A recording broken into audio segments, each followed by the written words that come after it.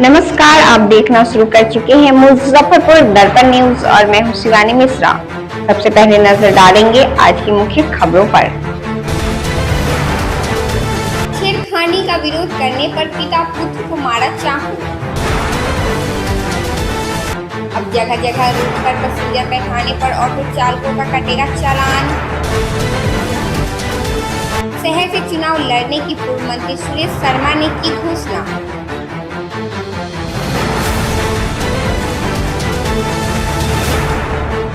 अब खबरें विस्तार से।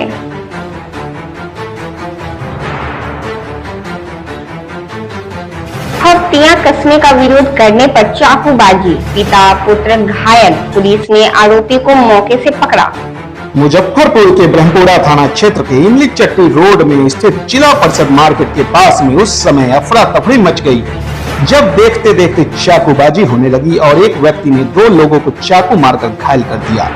घायल दोनों लोग रिश्ते में पिता पुत्र हैं। वहीं इस दौरान स्थानीय लोगों ने एक आरोपी को पकड़कर उसकी जमकर पिटाई कर दी और फिर पुलिस के हवाले कर दिया।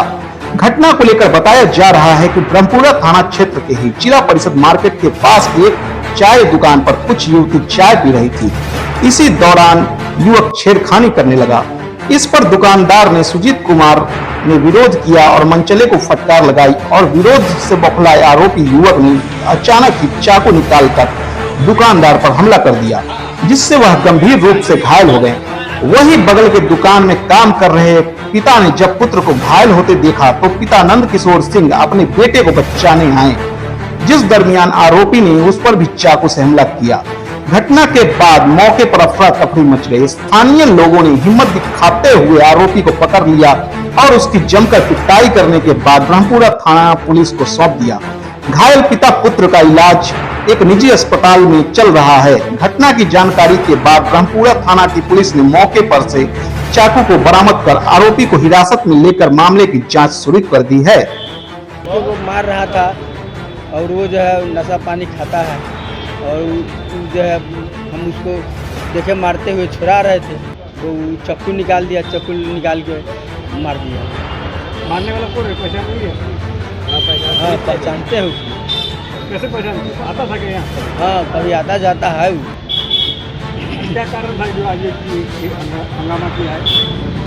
हम तो वहाँ गए हैं तो देखे हैं कि उसको मार रहा था। फिर बाद में लड़के से पूछे हैं तो बोला है वहाँ सीखने लड़की लोग आती है, चाहे कोई और हो, तो उससे जो है छेड़छाड़ कर रहा था, जिसे जो है वो विरोध किया है।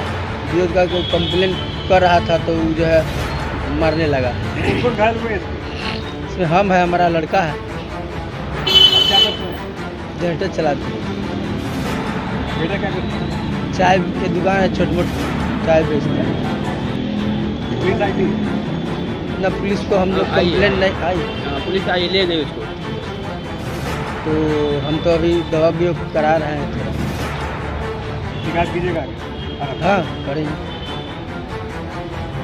क्या नाम है आपका? नंद किशोर सिंह, कहाँ के रहने वाले? नरगी पंचायत प्रखंड, नरगी जीवनाथ थाना सरैया, यूपी जैतपुर स्टेट।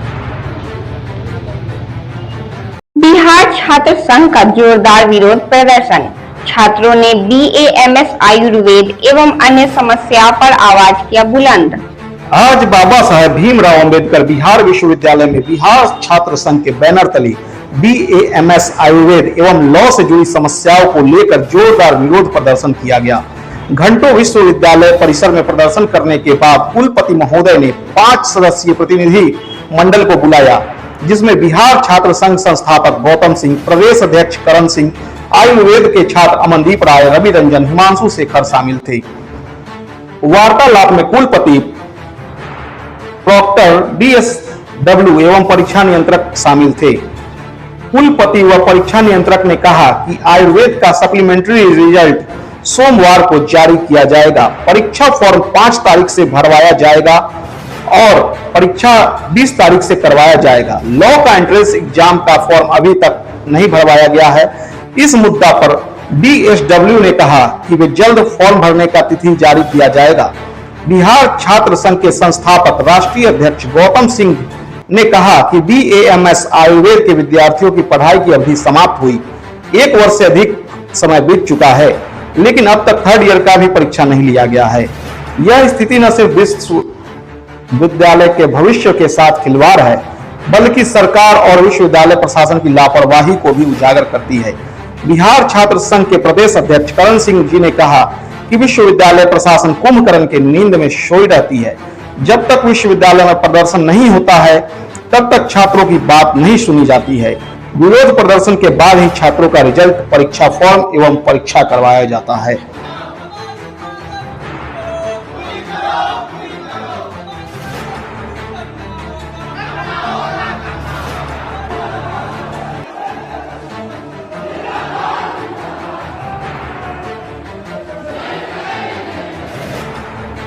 आज हम लोग बिहार छात्र संघ के टीम बीएमएस के छात्रों के साथ कुलपति महोदय से मुलाकात किए। छात्रों का समस्या लगातार बढ़ रहा था। सोचिए, जो 20-24 सेशन है, 21-25 सेशन है, वो सेशन कंप्लीट हो जाना चाहिए था। अभी तक वो सेशन कंप्लीट नहीं हुआ। मात्र एक एग्जाम लिया गया दोनों सेशन का। कितना छात्रों के साथ अत्याचार कर रही है विश्वविद्यालय। इसको लेकर हम लोगों ने जोरदार हंगामा किया, आंदोलन किया। कुलपति महोदय मिले और हम लोग को एकदम आश्वासन दिए हैं कि 5 तारीख से फॉर्म भराने लगेगा, 20 तारीख तक एग्जाम हो जाएगा। और हम लोगों ने कन्या उत्थान मामला का रखा मुद्दा, और हम लोगों ने बहुत सारे मुद्दे रखे, जिसमें कि लॉ का एग्जाम जल्द हो, ये सब टाइप के मुद्दों और भी हम लोगों ने जोड़ा, जो कि बोले हैं कि जल्द हो जाएगा। बिहार छात्र संघ लगातार छात्रों के हित में काम करती आई है और ऐसे छात्रों के साथ अत्याचार न होने दी है, आगे भी नहीं होने देगी। और हम लोग का मांग पूरा हुआ, इसके लिए कुलपति महोदय का तहे दिल से शुक्रिया। आज हम लोग आयुर्वेद के छात्र के साथ आए थे, जिसमें कि ये लोग पहले भी कम से कम 4-5 बार आ चुके हैं, लेकिन इन लोगों का बात विश्वविद्यालय नहीं माना, नहीं सुना। ये विश्वविद्यालय कान में रुई डाल के सोई रहती है। जब तक यहाँ किसी तरह का छात्र आंदोलन नहीं करते हैं, जब तक इनका नींद नहीं खुलता है। जब भी आंदोलन होता है उसके बाद ही ये परीक्षा लेते हैं, फॉर्म भरते हैं, रिजल्ट निकालते हैं। और जब आम छात्र आते हैं तो उनको जो है लाठी गोली का धमकी दिया जाता है। वैसे लोग से छात्र डरने वाला नहीं है। हम लोग अपनी बात को मनवाते हैं और मनवा करके रहेंगे जब तक अगर हमारी बात नहीं मानी जाती है। हम लोग लगातार संघर्ष करते रहते हैं। आज हम लोग जो आयुर्वेद की समस्या को लेकर के आए थे, इसका मंडे को सप्लीमेंट्री का रिजल्ट निकाला जाएगा और जितना भी सत्र है सभी सत्र का 5 तारीख से परीक्षा फॉर्म भरवाया जाएगा।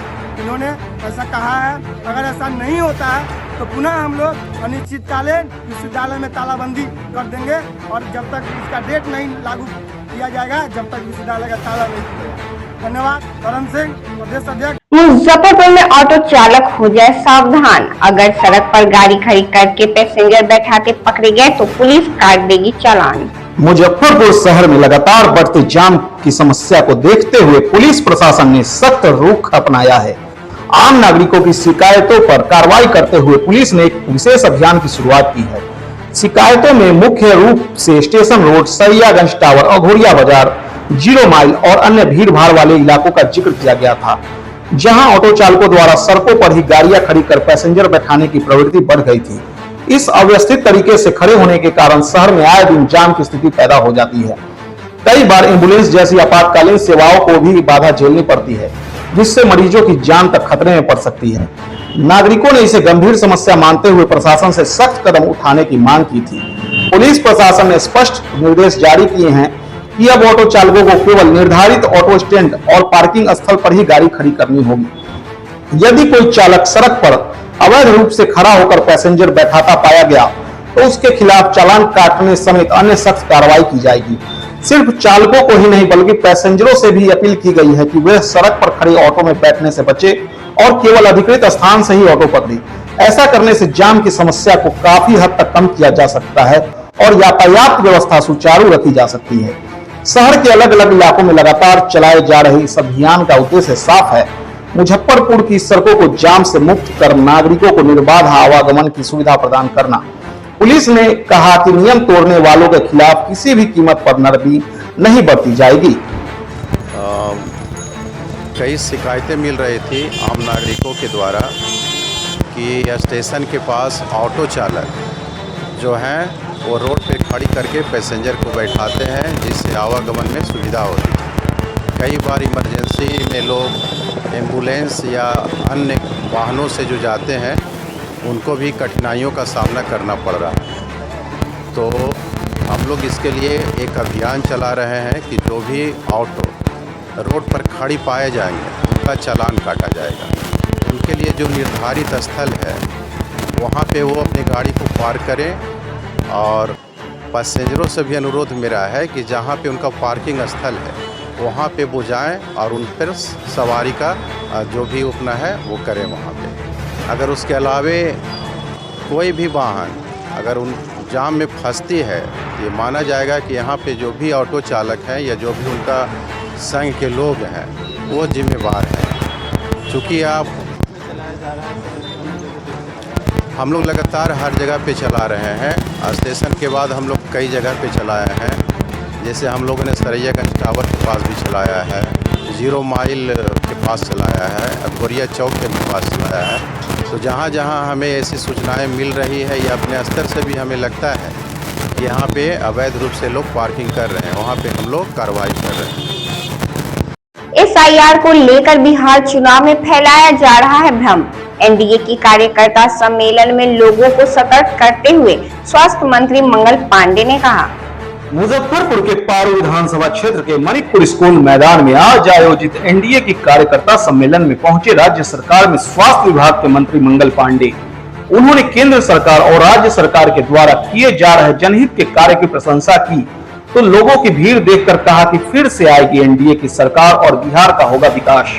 वहीं पर इस दौरान उन्होंने विरोधी दल पर जमकर निशाना साधा। स्वास्थ्य विभाग के मंत्री और बीजेपी नेता मंगल पांडे ने कहा कि इन दिनों बिहार में SIR को लेकर भ्रम फैलाने वाले घूम रहे हैं।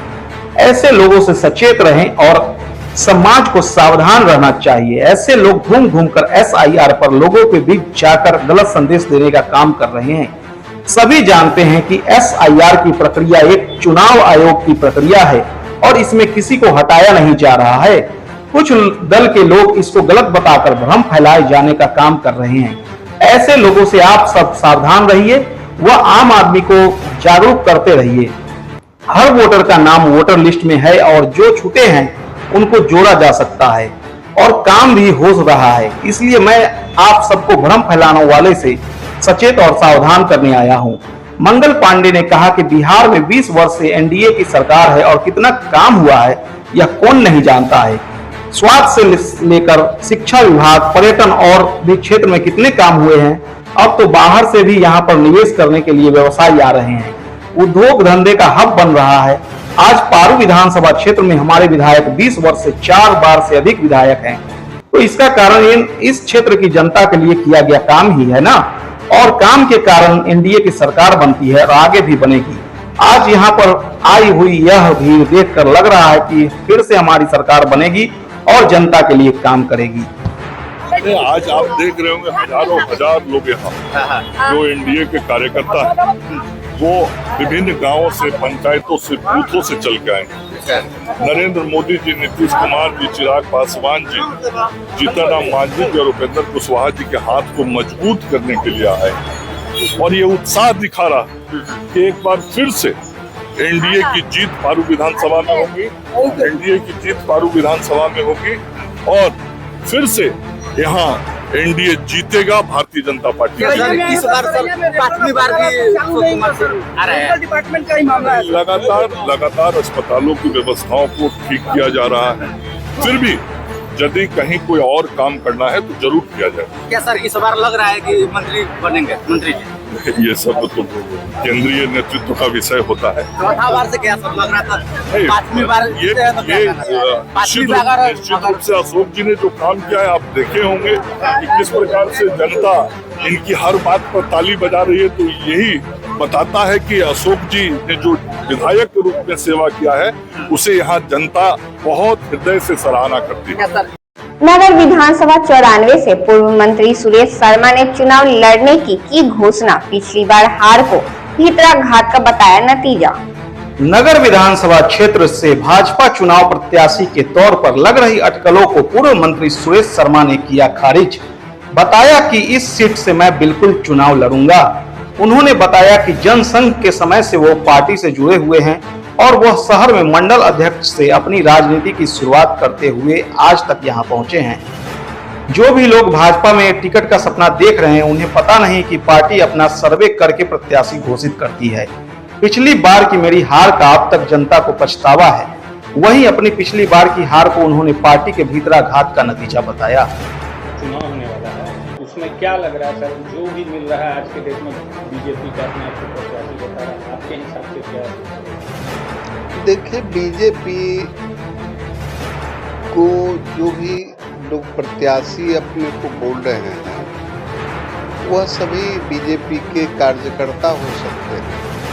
उनकी इच्छा हो सकती है कि भाई हमें भी प्रत्याशी बनाया जाए, लेकिन बीजेपी संगठन प्रत्याशी चयन जो करती है उनका जो है सर्वे होता है, 3-3, 4-4 सर्वे होता है। सर्वे में जनता जो बोलती है जिस कैंडिडेट के बारे में, वह प्रत्याशी बीजेपी उसको प्रत्याशी बनता है। तो ऐसे कार्यकर्ता एनडीए के भी बहुत लोग हैं, बीजेपी के भी बहुत लोग हैं, क्योंकि पार्टी बहुत बड़ी पार्टी हो गई तो बोलना स्वाभाविक है।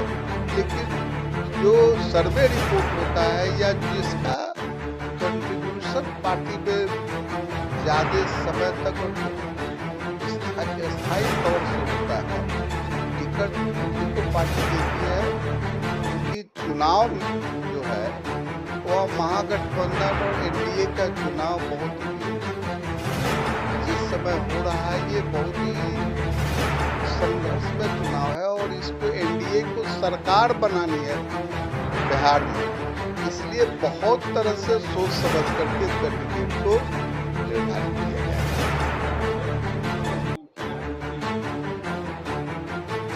देखिए, मुजफ्फरपुर की राजनीति में तो हमें लोग फाउंडर मेंबर और बीजेपी पार्टी तो जनसंघ से बीजेपी बड़ी 80 में, तो हम तो 80 में अटल बिहारी वाजपेयी के नेतृत्व में बॉम्बे में मुंबई में जो अधिवेशन हुआ उस पर मेंबर बने और उस समय से बीजेपी के समूचे पोस्ट, मंडल के एक छोटा पोस्ट अध्यक्ष से लेकर के जिला का 3-3 बार जिलाध्यक्ष, प्रदेश का उपाध्यक्ष, चुनाव प्रबंधन समिति का अध्यक्ष, सब पोस्ट पर रहे।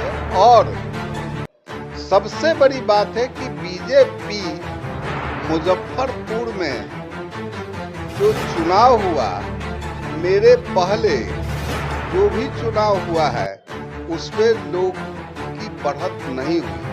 दुखद है कि जमानत तक जब्त हुई।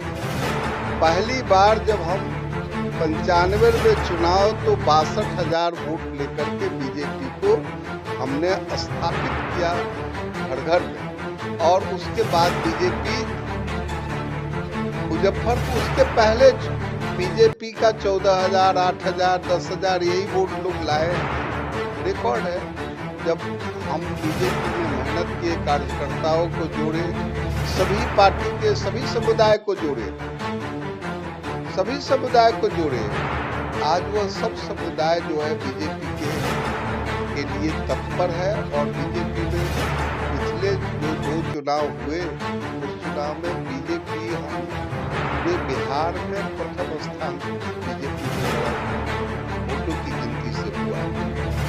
समझे ना, पिछले बार कुछ चूक हमारे ही कुछ लोग थे जो चाहते थे कि सुरेश जी हारेंगे तो हमको टिकट मिल जाएगा। भाई सुरेश जी जब हार जाएंगे तो तुम किस खेत के मूली हो जो तुमको टिकट मिल जाएगा? जो फाउंडर है वही हार जाएगा तो तुमको टिकट मिल जाएगा। ये सब ख्वाब मत रखते। टिकट किसको मिलेगा? जिसका सर्वे रिपोर्ट स्ट्रॉन्ग होगा, जनता जिसके बारे में कहेगी उसको टिकट मिलेगा। ऐसे कहने के लिए तो कोई भी आज पार्टी में आ रहा है, कल कर रहा है कि तो टिकट दिलवा दीजिए, तो अलग बात है। हम बिल्कुल लड़ेंगे, निश्चित तौर से लड़ेंगे और चुनाव जीतेंगे, ये भी कह दे रहे हैं, क्योंकि जनता ही हमको खड़ा करवा रही है। हो सकता था कि जनता का आह्वान इतना पिछले चुनाव में मेरे हार का मातम जनता मना करके और बोल रही है कि सुरेश जी आपके सिवा कोई नहीं, आपको खड़ा होना है। मैं जनता का सलाम करता हूं और उनके बात पर मैं अपना खड़े होने का निर्णय लिया। कोई प्रतिबंध है ये नहीं, सब है ये नहीं है प्रतिबंध, ये सब 2000-4000 वोट में से बढ़ जाने वाला है। निश्चित तौर से 2000-4000 वोट में से बढ़ जाए, कोई प्रतिद्वंदी ऐसा अपने को बना ही नहीं सका है। जब बनाएगा तो देखा जाएगा।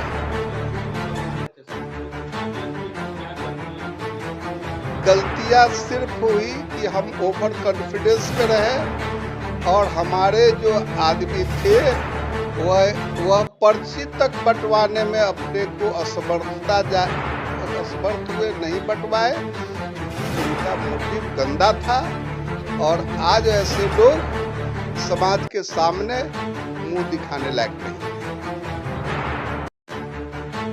आज की खबरों में फिलहाल इतना ही। फिर मिलेंगे शहर की तमाम खबरों के साथ। तब तक के लिए मुझे और मेरी पूरी न्यूज टीम को दीजिए इजाजत। नमस्कार।